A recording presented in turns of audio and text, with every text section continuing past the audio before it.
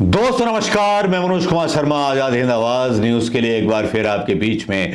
आज वैसे तो कानून के आंखों में पट्टी बंधी रहती है और कानून जो है पट्टी बांध करके वो न्याय करता है। ना वो अपना देखता है, ना पराया देखता है, ना राजनीति देखता है, ना सरकार देखता है, ना विपक्ष देखता है।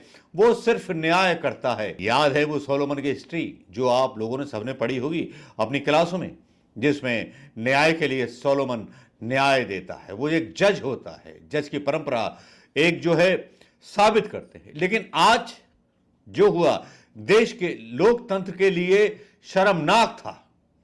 इतना शर्मनाक मैं बता नहीं सकता। हालांकि भारतीय जनता पार्टी के लोग बोलने लगे कि इंडी वाले बोल रहे होंगे कि प्रधानमंत्री मोदी दीपक डीवाई चंचूड़ के यहां पहुंच गए। अरे भैया, प्रशांत भूषण साहब बोल रहे हैं कि डीवाई चंचूड़ ने भी महाअभियोग लगाने का काम किया है और प्रधानमंत्री मोदी ने भी वो काम किया है जो काम नहीं करना चाहिए था।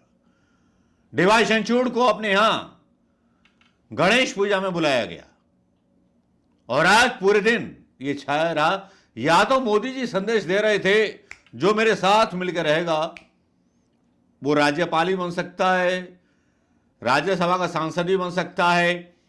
और अंतिम दिनों में डीवाई चंचूड़ ने अपनी इज्जत क्यों बिगाड़ ली?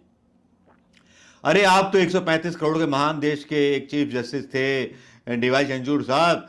आपने तो मतलब एक ऐसे जज से अपनी तुलना नीचे कर दी जिस जज ने अदानी के खिलाफ फैसला कर दिया। आपने ईवीएम के खिलाफ फैसला ना दिया, आपने किसी के खिलाफ फैसला ना दिया। आप आंखों में पट्टी बांध करके बैठे रहे उन चीजों पर जिन चीजों पर आपको फैसला देना चाहिए था।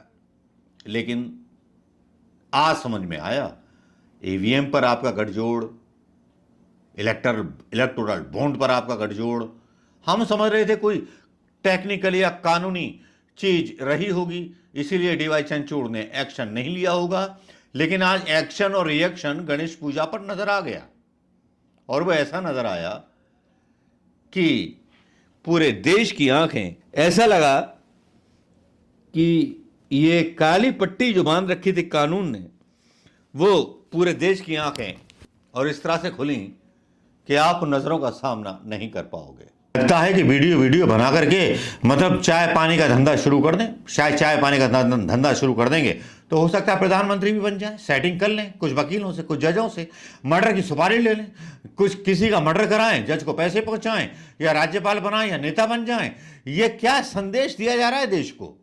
क्या देश को संदेश ये दिया जा रहा है कि सुप्रीम कोर्ट का चीफ जस्टिस प्रधानमंत्री मोदी की जेब में पड़ा है? आज की जो घटना हुई है उसने शर्मसार कर दिया है हिंदुस्तान के संविधान को। लगता है कि लोकतंत्र का डब्बा गोल हो गया है और लोकतंत्र का डब्बा इस तरह से गोल हुआ है कि चीफ जस्टिस ऑफ इंडिया के घर पर प्रधानमंत्री मोदी जाते हैं। ये वही चीफ जस्टिस ऑफ इंडिया है जिन्होंने ईवीएम और इलेक्टोरल बॉन्ड पर साफ साफ कोई बात नहीं बोली। वाह, मानना पड़ेगा यार, मास्टर स्ट्रोक है। आपने तो दिल जीता था लोगों का। कई ऐसे फैसले सरकार के खिलाफ दिए थे डीवाई चंचूड़ साहब जो वाकई में अपने आप में मिसाल थे। आपसे उम्मीदें थीं और आपने उम्मीदें तोड़ दी। आपसे अच्छी औकात तो वो देश के छोटे छोटे देश के जज रखते हैं जो अदानी का प्रोजेक्ट रोक देते हैं, उसकी खरीदारी पर रोक लगा देते हैं। आप तो स्वतः संज्ञान नहीं लेते यूपी की हत्याओं पर, यूपी के एनकाउंटर्स पर कभी कोई संज्ञान नहीं, लेकिन कलकत्ता पर तो संज्ञान ले लेते हैं। आपके बारे में बोला जाता है कि अभिषेक बनर्जी के साथ आप छुट्टियां मनाते हैं। अब ये सारी पोल आपकी खुल रही है और जिस व्यक्ति के साथ आप मिले हो ना, वो व्यक्ति आपको कहीं का ना छोड़। हो सकता है कि आपने बहुत पैसे लिए हों, पैसे बनाए हों, आपकी ब्लैक डायरी या लाल डायरी प्रधानमंत्री मोदी या अमित शाह के पास हो। जाहिर बात है अगर आप चोर हैं तो फिर ठीक है, आपका चेहरा नजर आ गया कम से कम। भक्ति के पीछे, गणेश पूजा के पीछे मत छुपा कीजिए। लोग बोलते हैं, बीजेपी के लोग बोलते हैं कि वो वहां शामिल हो गए तो गणेश पूजा का जो है विरोध कर रही है कांग्रेस। अरे सवाल पूछ रही है, सवाल पूछना हिंदुस्तान का हक है और प्रशांत भूषण ने बोला है यह कॉन्स्टिट्यूशन के खिलाफ जुर्म है और एक नियम बना हुआ है कि प्रधानमंत्री चीफ जस्टिस से पहली बार 70 साल में मिल रहा है। वो चीफ जस्टिस थे जिन्होंने इंदिरा गांधी के खिलाफ फैसला सुनाया था और जेल भेज दिया था। क्या उस बारे में बात करेंगे? या सब गुलामी का डंका बजाने में ही वक्त चला जाएगा।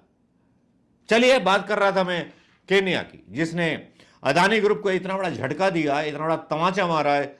देखिए, देशभक्त जज और एक हमारे जज, अंतर कीजिएगा। अदानी ग्रुप को केन्या की अदालत ने एयरपोर्ट का जिम्मा संभालने से रोक दिया। खबर है एक दिन पहले की, लेकिन आज जब यह बात आई तब बात कहनी पड़ेगी। केन्या की एक अदालत ने अदानी एयरपोर्ट होल्डिंग्स लिमिटेड को 30 साल के लिए मुख्य हवाई अड्डे का संचालन करने की योजना पर रोक लगा दी है। अदालत ने कहा कि इस मामले पर फैसला होने तक योजना पर कोई काम नहीं होगा। यह आदेश हाई कोर्ट ने दिया। हाई कोर्ट ने दिया, सुप्रीम कोर्ट ने नहीं दिया। कोर्ट ने अदानी प्राइवेट की योजना पर किसी को भी कार्रवाई करने से मना कर दिया है। यह जानकारी केन्या लॉ सोसाइटी की अध्यक्ष फेथ ओदी आम्बू ने दी है, जो इस केस में शामिल है। अदानी ग्रुप की तरफ से इस मामले में कोई प्रतिक्रिया नहीं दी गई है। केन्या मानवाधिकार आयोग और एनजीओ ने सरकार के राजधानी नैरोबी में जोमो केन्याटा अंतर्राष्ट्रीय हवाई अड्डे को अदानी को लीज पर देने के अधिकार को चुनौती दी है, क्योंकि उनका दावा है यह संविधान का उल्लंघन करता है। पार्टी का तर्क है कि $1.85 मिलियन की यह डील केवल अफोर्डेबल ही नहीं है, बल्कि इससे नौकरी जाने का भी खतरा है, जनता को संकट में डाल सकता है। उनका मानना है केन्या बिना 30 साल लिए लीज पर दिए इसे डेवलप करने और रकम जुटाने में सक्षम है। मोदी जी देवता हैं, वो तो अपना सब कुछ बेच दिया अदानी के हाथ, लेकिन एक छोटा सा देश तमाचा मारता है अदानी को, एक जज तमाचा मारता है अदानी को। औकात में रहो, यह बताता है। बिल्ड ऑपरेट डील के तहत अदानी करेगी हवाई अड्डे का उन्नयन। बिल्ड ऑपरेट डील की शर्तों के तहत भारतीय अरबपति गौतम अदानी की कंपनी केन्या की सबसे बड़ी एविएशन फैसिलिटी और पूर्वी अफ्रीका की सबसे व्यस्त हवाई अड्डे को अपग्रेड करेगी, यह दावा किया गया था। लेकिन अब तो भैया सब टाएं टाएं फिक्स। नैरोबी का यह हवाई अड्डा था जहां पर सबसे ज्यादा पैसेंजर उतरते हैं। लेकिन इसकी दूसरी स्टोरी क्या है, जो मैं कल बताऊंगा आपको। दूसरी स्टोरी है नशे की। वो नशा जो नैरोबी के माध्यम से चलता है।